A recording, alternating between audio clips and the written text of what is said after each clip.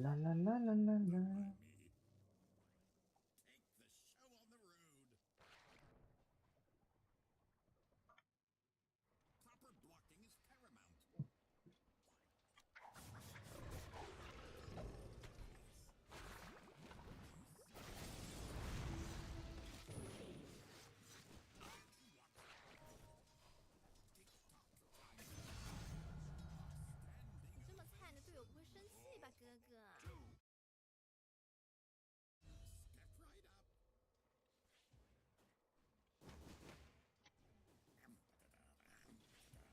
Beautiful, beautiful, beautiful.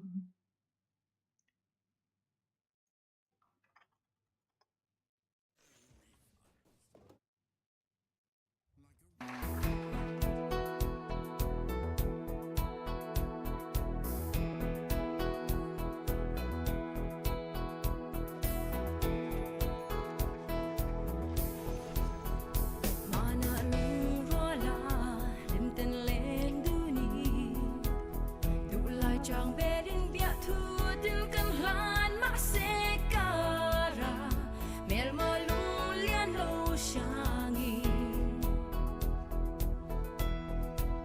mong ngày lùng du sama chantere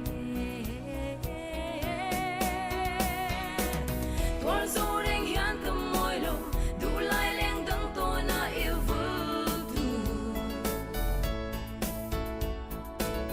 kim tin đón chiang là đốt thu dòng la mang lên thiên cơ rình thế van môi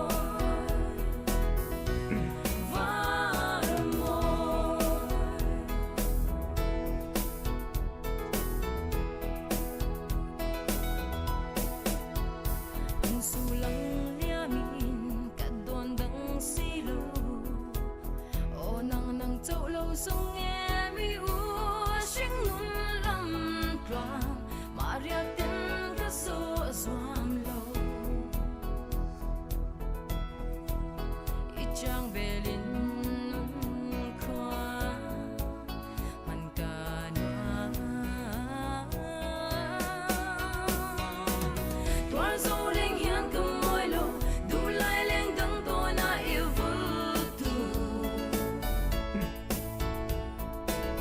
kim tin đón chiang là đốt thu dòng la mang lên thiên cơ rình thế van môi van môi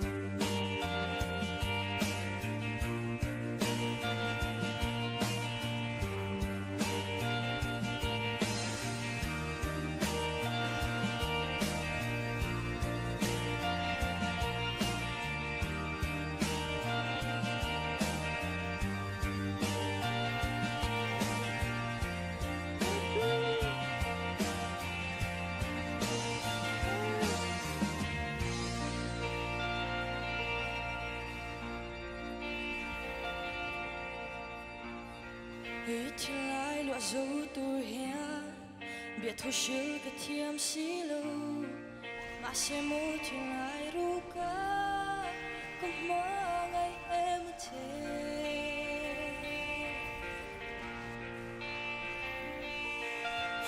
đủ nhìn thì lại phang chuyện cây rong ai cái thun bia dài ném tê riêng cái lối về non đủ từng khát ra đi đến xí lâu lung run tôi hơi em về na về khát tay hay bia thôi đi mình làm về mới là ôi dù lệ nhái hi mi đón về là tôi đi hơi cho mong nắng ngày nếu rồi mùa để bao cơn em ta lâu nắng lo vẫn lên sông cái xuân xinh lâu cái lệ nó hơi cái tim và cha qua giấy tu ra si ra mình nói ai chưa biết thôi đời vô hiểm cái thằng sông chỉ lại đắng ná cái đắng sâu đó mê mờ ôi lời cha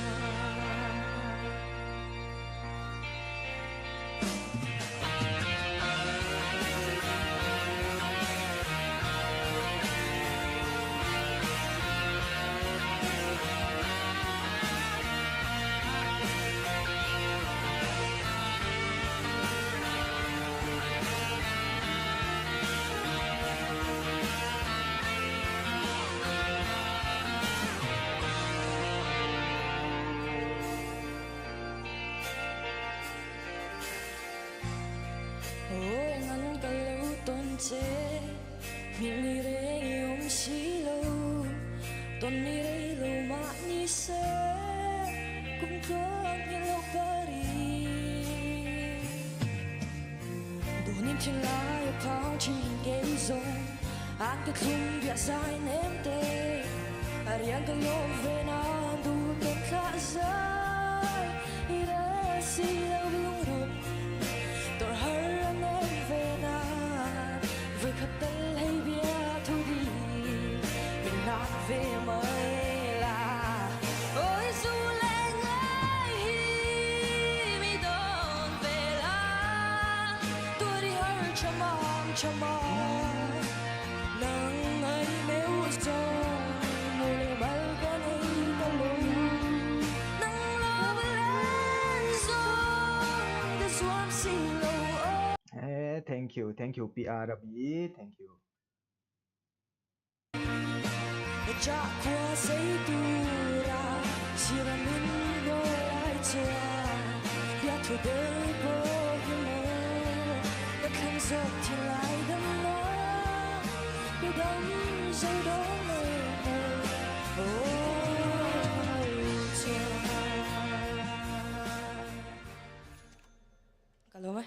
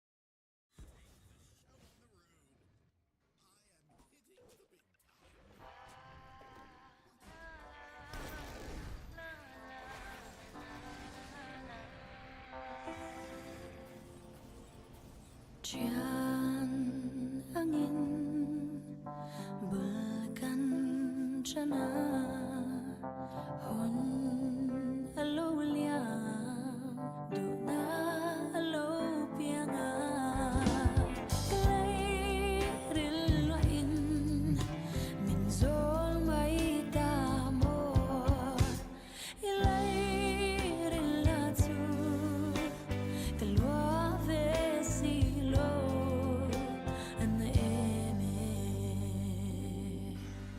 van noen nan ting zo anom lo charoi kanom ye ita turan silo ti in trong ka katong fo kanta tu ni lo tel thei no ni silo kanta tu ni lo tel thei no ni silo nang tu sa vangin rul rufin kaput hey molo pur zolo zoom to henge kadong vom vom mi tui dan zo rualo ito toaka kian dir zai re girelo ana eme van noen nan ting zo anom lo charoi kanom ye ita turan silo ti in trong ka katong fo kanta tu ni lo tel thei no ni silo kanta tu ni lo tel thei no ni silo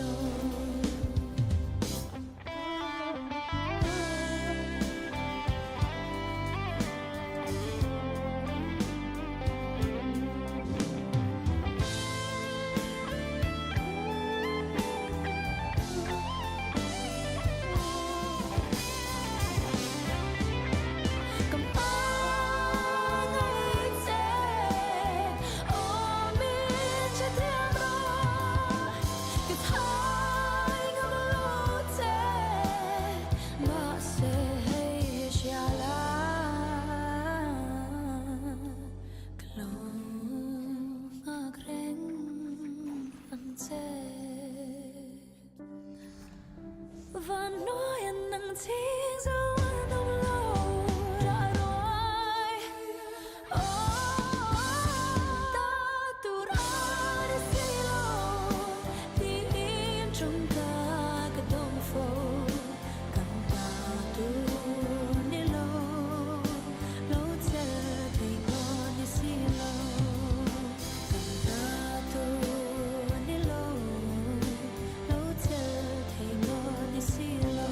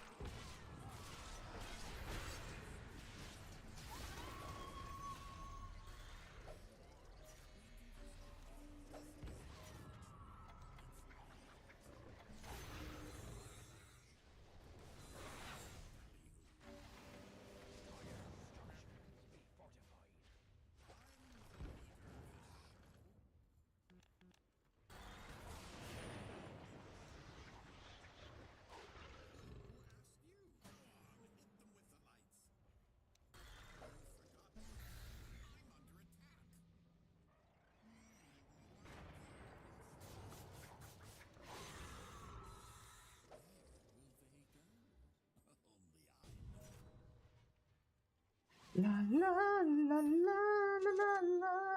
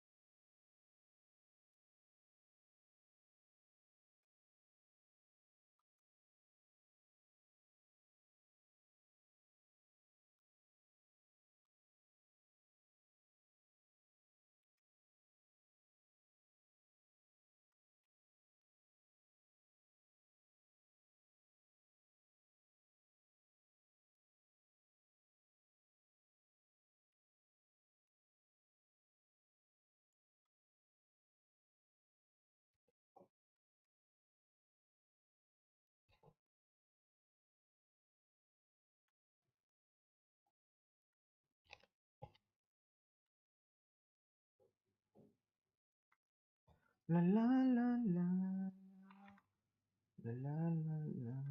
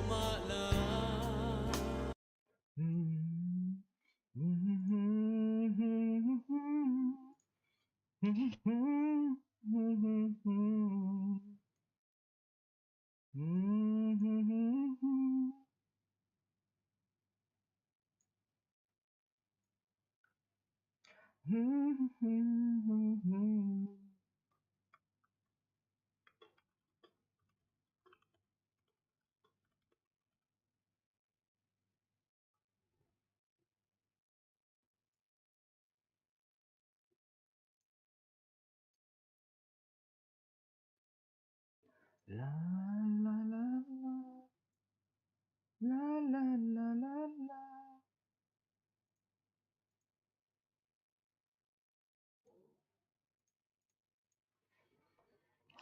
Look at me.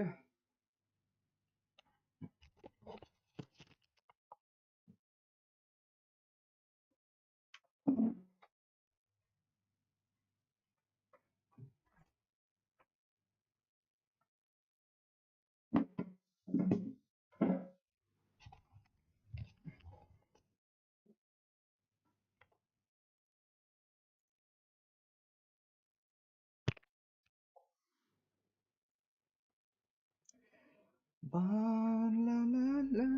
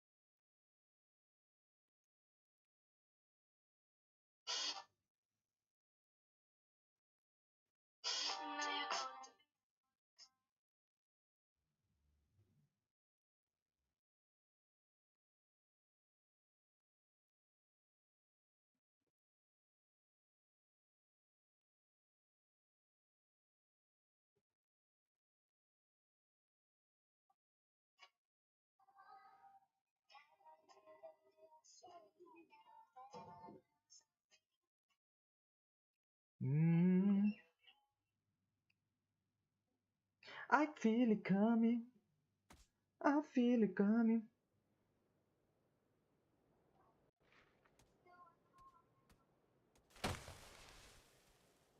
Cảnh cạp về tớ. Tớ cần.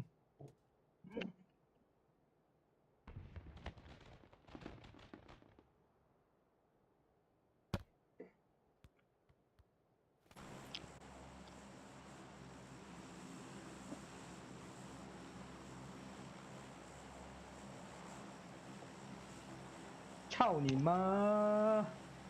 快点快点 ，Go Go Go！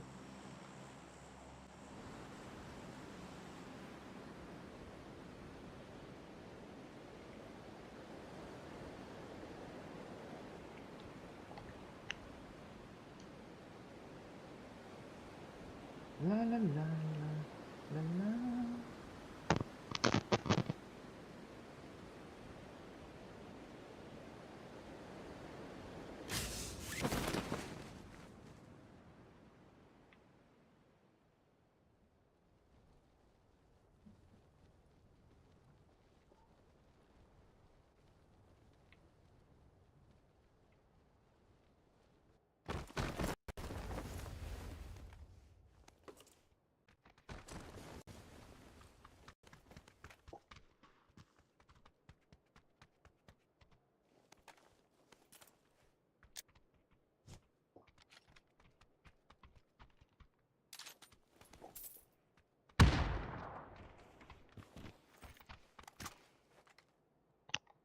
！Anh lecca mo.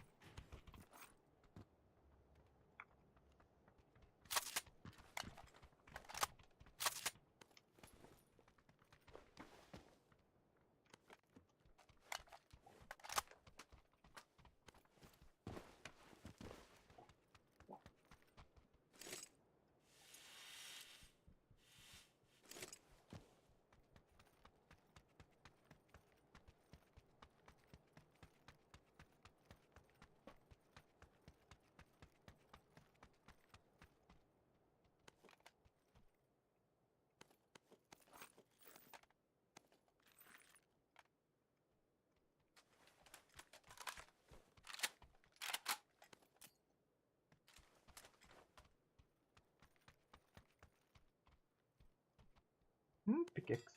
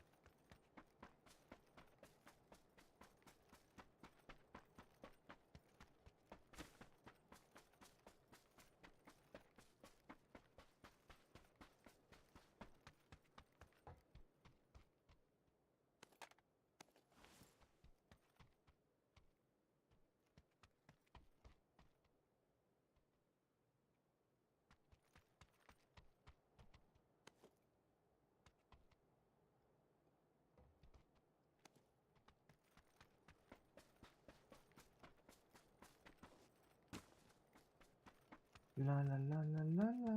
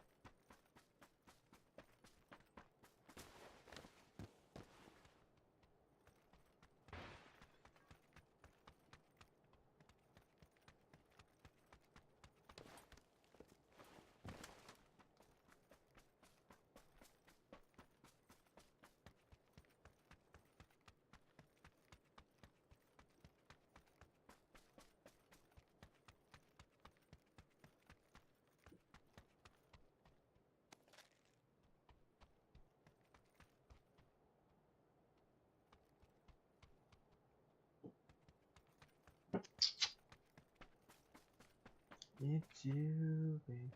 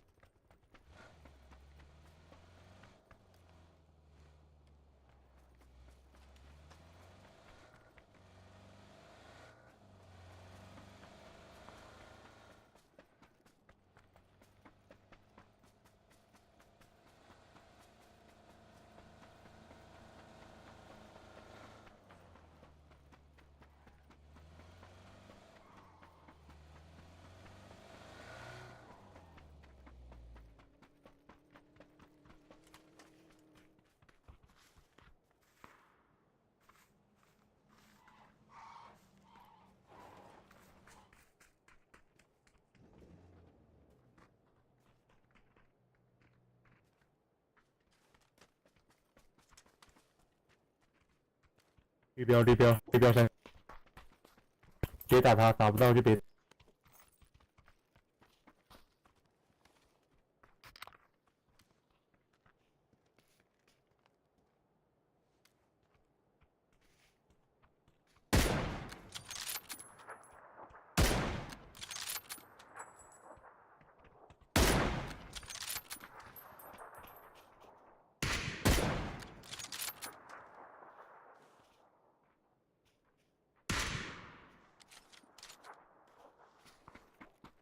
走走走，撞他撞他。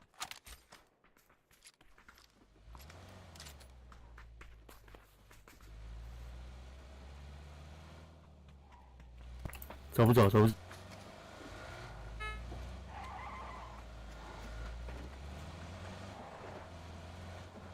你左边我右边，你左边我右边。拉枪线吧。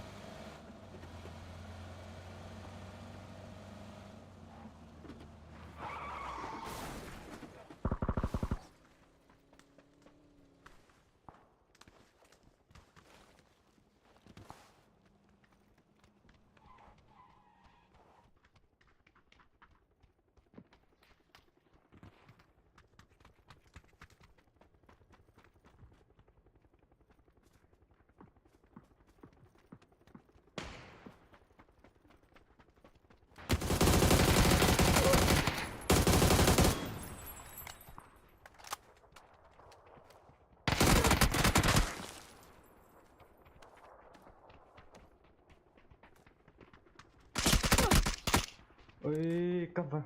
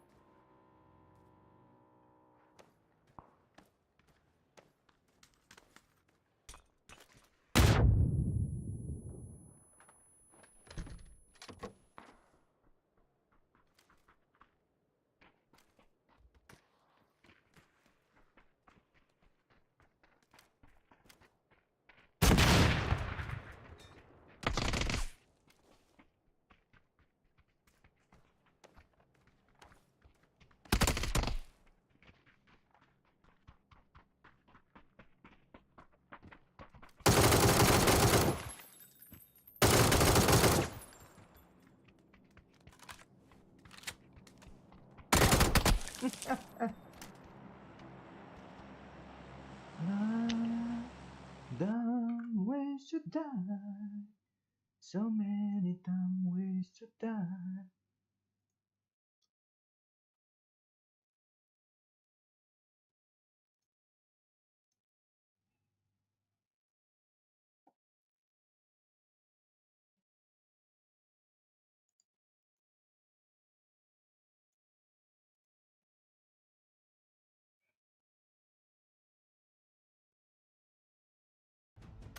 No, I'm materialized as well now.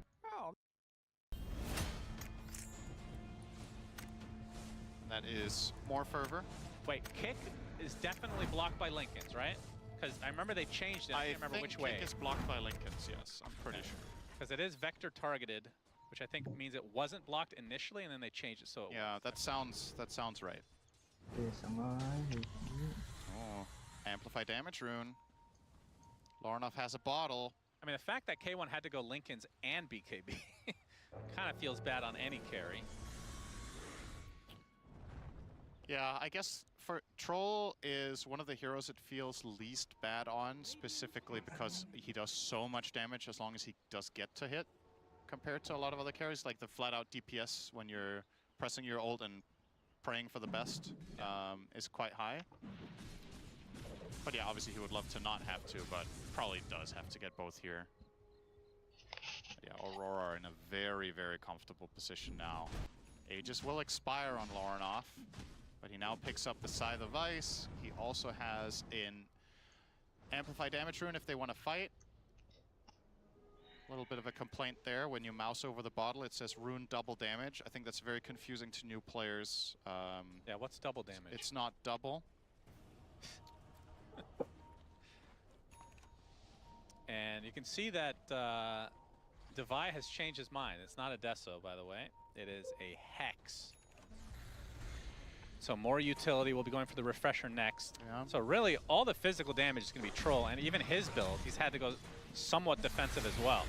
As they're going to get the Walrus kick. That is the... He could egg this. Yeah, he could actually do it. He's going to get Walrus Punch and dead. So Phoenix... I mean, he would have died. 4v5. They were not ready with Mars. Phoenix and Mars have to be in range. If Phoenix and Mars are close to each other, and he gets off a Yule, he can egg and then try to cover it with the arena. But they were not close enough by. So a nice little snipe there from the side of Aurora. Yep, that was the Walrus kick reveal. Yeah. And it is going to be so hard to play against that now.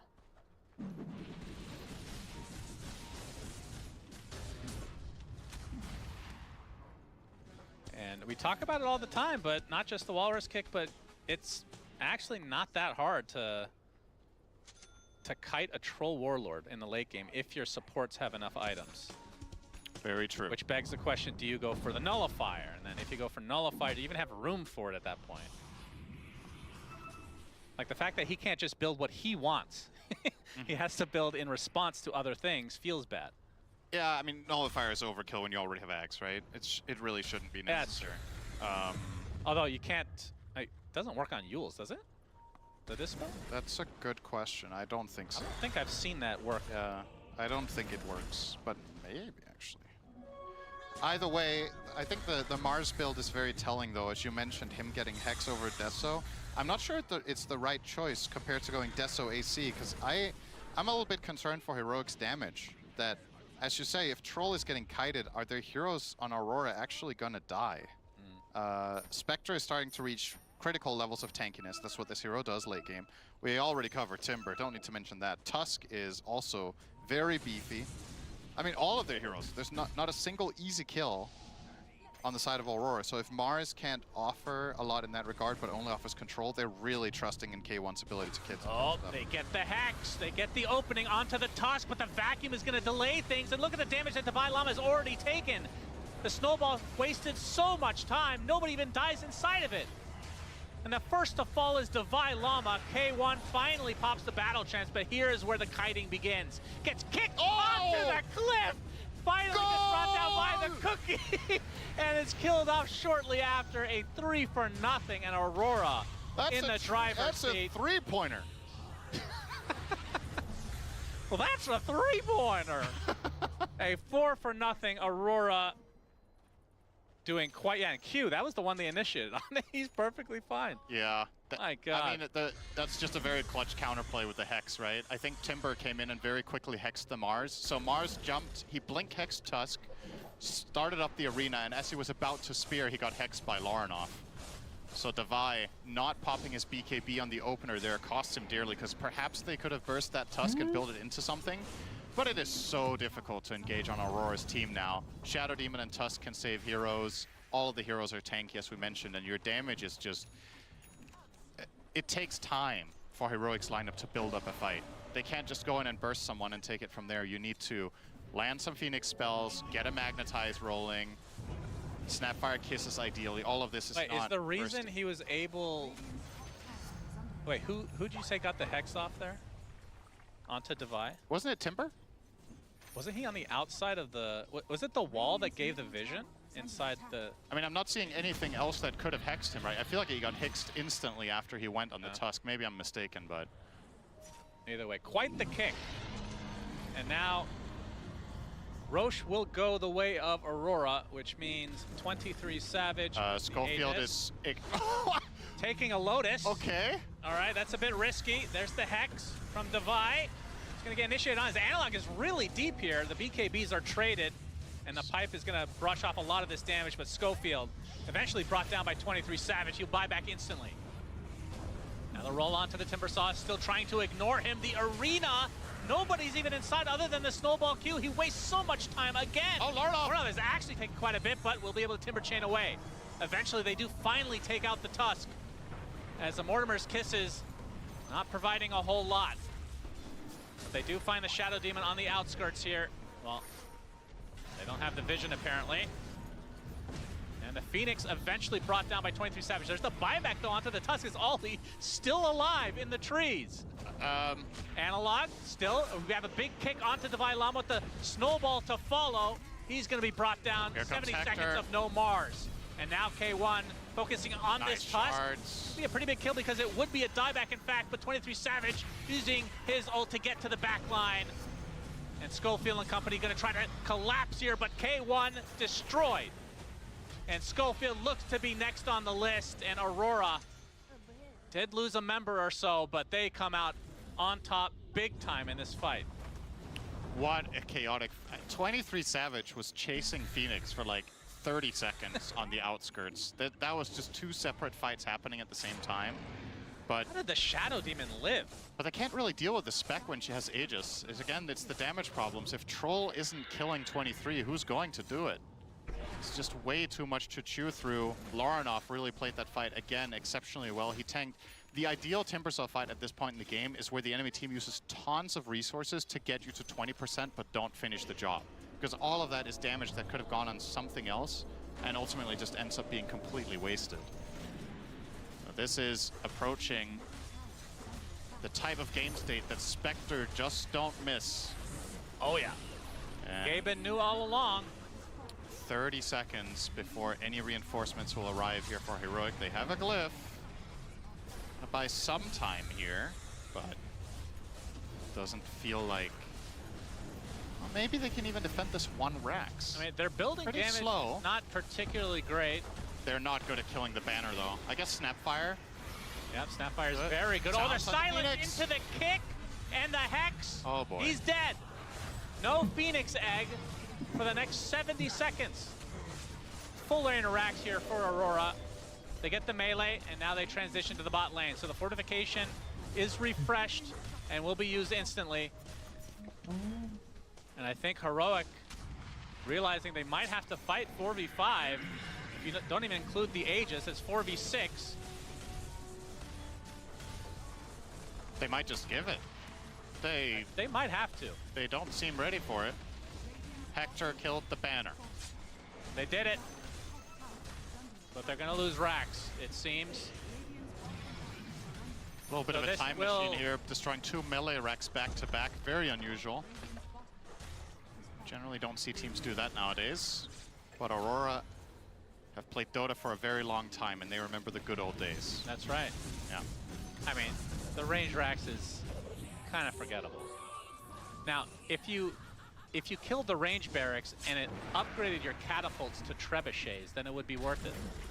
Yeah, or Little to idea like, for Valve. or to Abrams tanks. Yeah. That sounds good as well. Both great ideas. 2 lanes of barracks for Aurora, 32k lead. What can Heroic possibly do to get back in this game? We have the silver edge for K1. So breaking the Spectre into a kill just as the Aegis is expiring would be the dream scenario, but I just don't know how they kill Lorinov right now. He's absurdly tanky. I haven't known how they kill him all game, so it's not new. And this isn't even like an Aghanim Scepter Timber, right? No, he's not buying it because of Troll.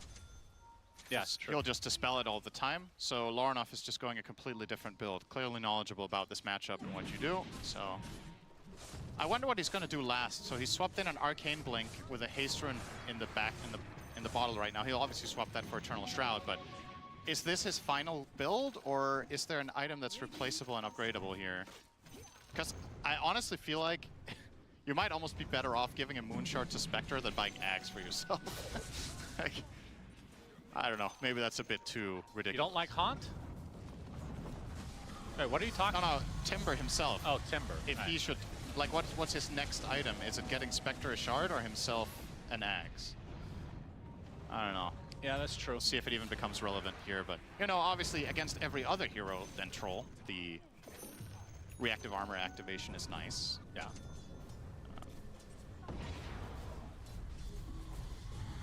Oh, Lorinov going in really deep. There's the kick. Analog will pop the BKBs. Now Walrus Punch. Arena comes out from Divide. Shadow is getting out some disruption as K1 focusing everything on the Tusk, but he gets vacuumed to the high ground. The kiting of Troll continues. Divide now trying to run away in his own base. K1 in the midst of everybody just dies. And GG's called, so we're going to a game number 3. The unexpected brawl, the panel didn't cover this. They didn't think about the punch into kick combo. But the full martial arts on display here from Aurora will get them to a game 3. Very entertaining game. I feel like there were a couple of key moments there. I'm sure the panel will cover this, where Heroic maybe dropped the ball a little bit and Aurora capitalized a lot. And that's what, you know, it's a high stakes game. You're playing against Spectre and an unkillable Timbersaw. These mistakes that might not seem that huge in other games just completely change the trajectory of a game like this. So, well done to Aurora. We get a 3rd game. We do. Shiver! Thank you very much, Sunspan and Cinnamon. We do get a 3rd game, and I think we just saw the reason why Timbersaw is often banned against Lorinov. He is a king on that hero. He popped off. Lacoste, he's not going to get his hands on that again. Probably not. This is one of his strongest heroes. The strongest performances they had was when Lorinov is playing Timbersaw. Once he gets that Eternal Shroud, things go pretty difficult because most of their damage early on is going to be magical on their side. But these are some chaotic fights. Like compared to game 1, how one-sided it was, and we also didn't have many kills. We had 2 defensive supports. This game was pure chaos. People running in, creep skipping at the start, then ganking K1. K1 had like 3 deaths at the start of the game, but he was still on top of the network. This guy is really good. He also had like double gloves in his inventory. There were so many things happening. This was when Heroic were playing really well. This egg, it doesn't go off. It does go off. They did bring in the numbers, and they're gonna get multiple kills from that. They were so ready with the response, and also one of the reasons why they got the first blood was also TP response. They were so ready seeing the whole map what's happening. I just love the way that Aurora approached this Troll. You know, like in the draft, the Tusk, the Shadow Demon to deal with it. Not really a fan too much of the pick, but Aurora then showcased why they weren't afraid of it at all. You know, throughout the entire game, they were like respecting it, kiting it, picking up early on. As the game develops, they got Ogre Seal Totem for their neutral items. They have Glimmer Capes. They've got Ags on the Tusk. You got multiple ways to keep Hector from having a game. So even though he's top net worth, as you see on the highlights here, he isn't able to really ever connect into the game. And on top of that, the age is still as well for Aurora. 23 Savage, he gets into the pit, he keeps kiting, like kind of reminding the Mars and the Troll, like, hey, I'm here, you might need to deal with me. And then when they're focused on him, then Lorinov comes in with the BKB, gets the kill and the Aegis. And this is the play that kind of throws Aurora into the game. But yeah, a rough game from Heroic. don't think it was a rough game. I think it was a great game. They played exceptionally well. I'm in the camp that I really loved the troll pick. I still do, but Aurora did such a great job at slowing down Troll's timings in this game, where, yes, he was top of the net worth, but he was 0-4 at some point. They chased him down so many times. They brought pressure to his lane. Lorinov killed him solo one time. Then they followed him to the top lane, where they then killed him again. And because of this, the Aghanim Scepter was delayed by a few minutes, which delayed their first Rosh by a few minutes, which gave Aurora all of the extra time, to farm up the Radiance on their Spectre, the Shroud into the BKB on their Timbersaw, and we saw how pivotal that BKB was to winning the Rosh fight where they stole the Aegis. So Aurora did an incredible job of holding out for as long as they could until their Timbersaw got really strong, and then later on with their Tusk, their Shadow Demon, like T mentioned, did an excellent job at kicking around the troll. Like he was just flying in the air.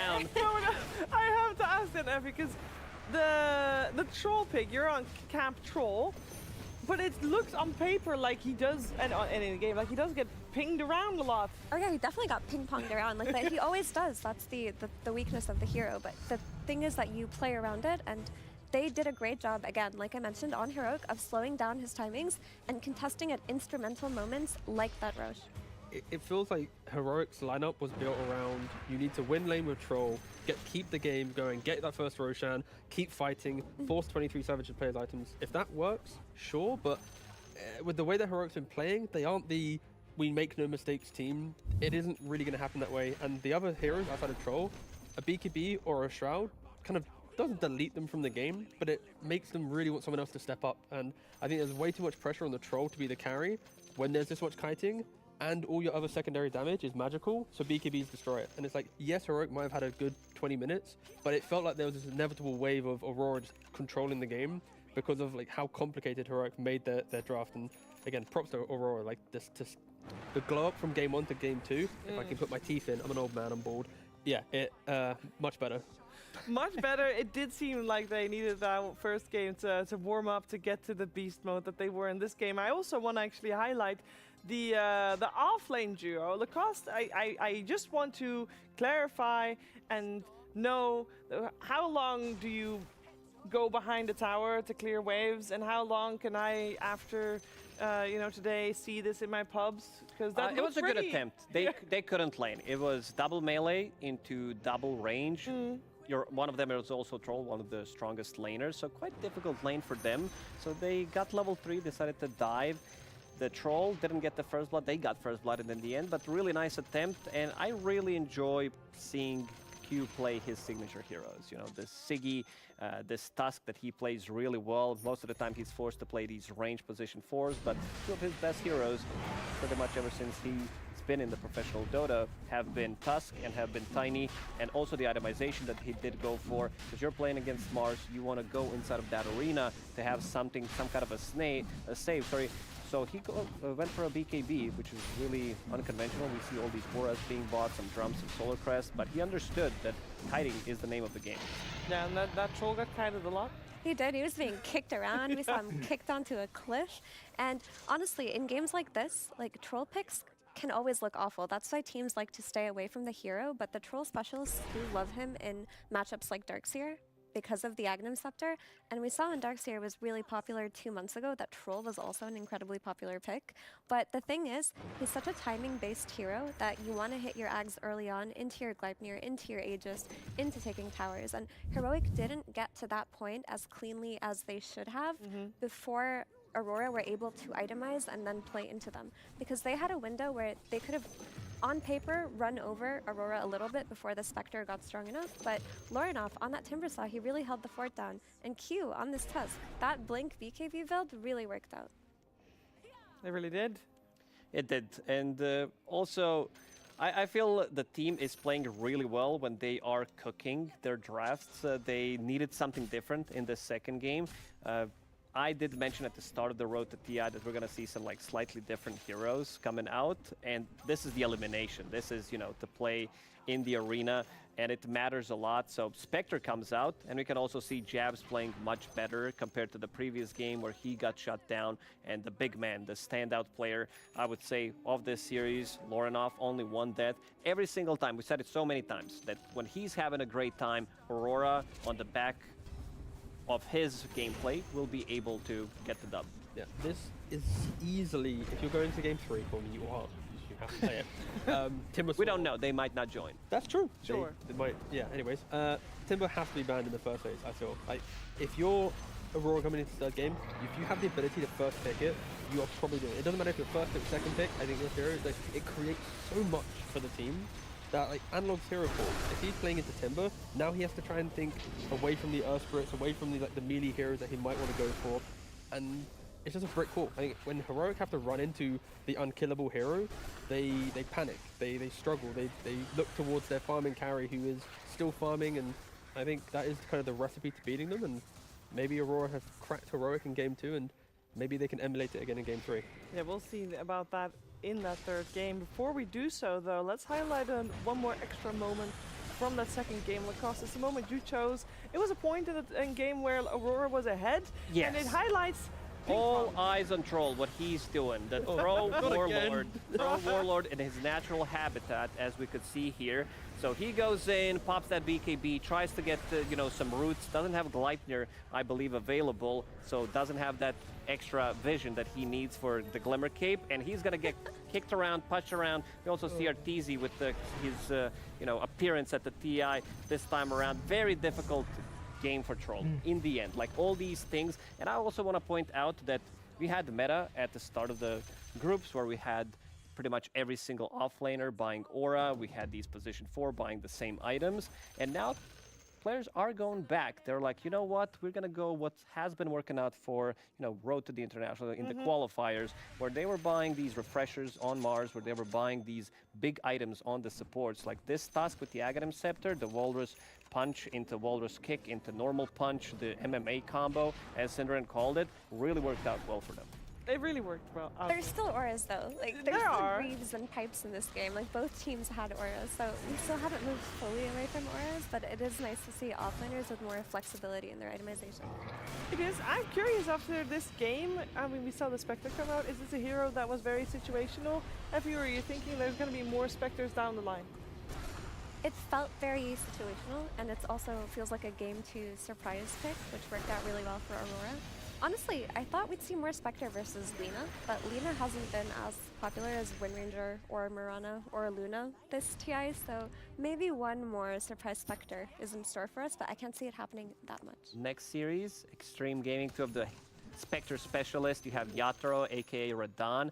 Yatoro did play it, we don't know if Radan is gonna play it, and you also have Ame on the Spectre. These are 2 players that, might bang it out, especially after seeing this series. Yeah, it could be. They might be inspired, for sure. We're going to have a lot of fun in the third game first, though, before we even get to that series. We're also going to have a lot of fun right now, as we are going to watch one extra contribution for the short film contest. It is Play for Fun.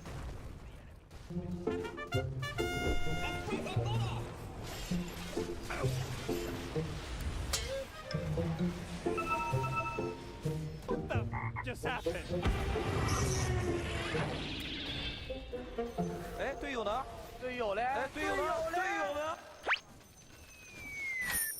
This is going to be fun.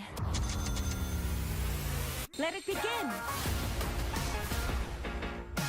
What in God's green earth is happening right now?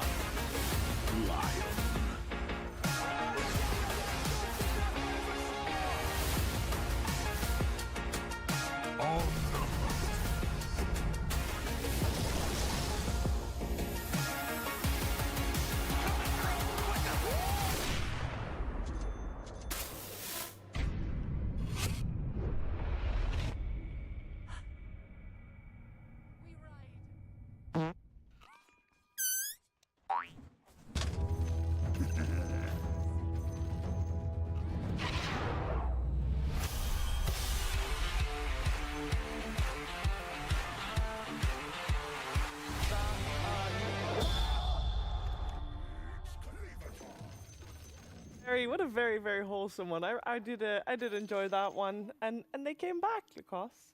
They disconnected just for the funs of it. They came back. Yeah, they did. The sound kind of killed me in the end. So back to you, Governor. So that was my hot mic. Sorry.